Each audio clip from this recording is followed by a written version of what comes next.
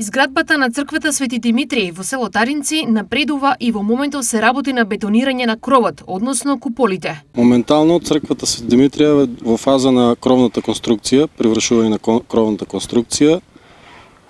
Има уште на фаза за целосно завршување на кровната конструкција.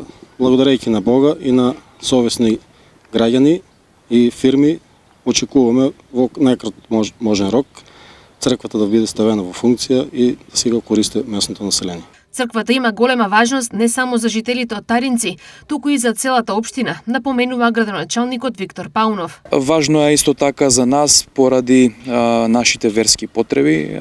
Село Таринци е чисто христијанско населено место, кое што жителите, некаде околу 900 жители, да имаат каде да ги обавуваат своите верски потреби во своето населено место. До финалниот дел од работата има уште многу, што значи дека пари и понатаму се потребни. Апелираме и понатака колку има совесни граѓани, газди, домакини на оваа држава кој може да помогне да изградиме. Жителите на селото изградбата на црквата ја следат секојдневно и го чекаат моментот кога ќе влезат во новиот храм. Најубав. Треба се, ние стара црква имаме, сега вако ќе се направи, ваќе супер за нас народот.